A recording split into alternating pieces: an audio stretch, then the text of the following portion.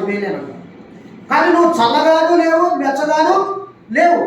కనుక ఆయన ఏమన్నాడంటే, నా నోటి నుండి నేను ఉమివేయ ఉద్దేశించుచున్నాను.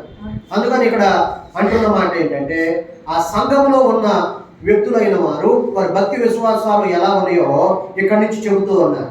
నీవు దౌర్భాగ్యుడవును, దిక్కుమాలిన వాడవును, దరిద్రుడవును, గుడ్డివాడవును, దిగంబరుడవై ఉన్నా.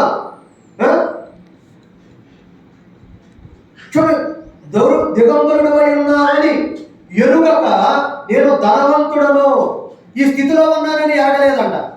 ఇప్పుడు గారడి సీమోను కూడా ఏమన్నాడంటే, గారడి సీమోను కూడా ఏమయ్యా నువ్వు ఘోర దుష్టత్వములో దుర్నీతి బంధకాల్లో ఉన్నట్టు నాకు కనబడుతుంది అని అన్నారు పేతురు. ఆయన ఏమన్నాడంటే, ఇవేమి నా మీదకి రాకోకుండా, ఇవేమి నాకు కలపకుండా నా కొరకు మీరే ప్రార్థన చెయ్యండి. ఆయన ఏమన్నారంటే, నీ దుష్టత్వమును మానుకొని ఒకసారి మరలా మారు మనసు పొందు, ఒకసారి నువ్వు మారు మనసు పొందు. వాళ్ళు కూడా ఏమన్నాడంటే, మారు మనసు పొందని అనేకుల గురించి, మారు మనసు పొందని అనేకుల గురించి ఆయన చింతిస్తా ఉన్నాడు. చూడండి, మారు మనసు పొందని అనేకుల గురించి ఆయన చింతిస్తా ఉన్నాడు. చూడండి, మనం ఏం చేయాలంట? మారు మనసు పొందాలంట. ఏం చేయాలి? మారు మనసు పొందాలి. చూడండి, మారు మనసు పొందని అనేకుల విషయంలో ఆయన నేను చింతిస్తా ఉన్నాను అని చెబుతాడు. కనుక ప్రియమైన దేవుని పెట్టారా, చూడండి ఇక్కడ అంటున్న మాటలు ఏంటంటే, చూడండి నీవు దిక్కుమాలిన వాడవను,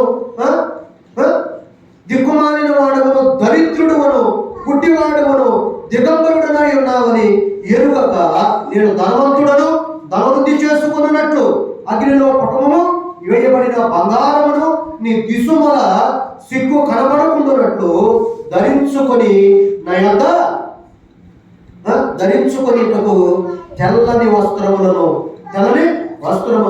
నీ కను దృష్టి కలుగునట్లు నీ కన్నులకు కాటుకును నా యొద్ద కొనుమని నేను నీకు బుద్ధి చెప్పుచున్నాను. నేను నీకు బుద్ధి చెప్తున్నాను. చాలా మంది ఏమనుకుంటున్నారంటే ధన సమృద్ధి ఉందని అని అనుకుంటున్నారు. ఇప్పుడు గారడి సీమోను కూడా ధనం ఉందని ఆ ధనము తీసుకెళ్లి పేతురు దగ్గర పెట్టి, నేను ఎవరి మీద చేతులు ఉంచుతానో వాడు ఈ ఆత్మను పొందుకునేటట్లుగా ఆ వరాన్ని నాకు ఇవ్వు అని అడిగాడు.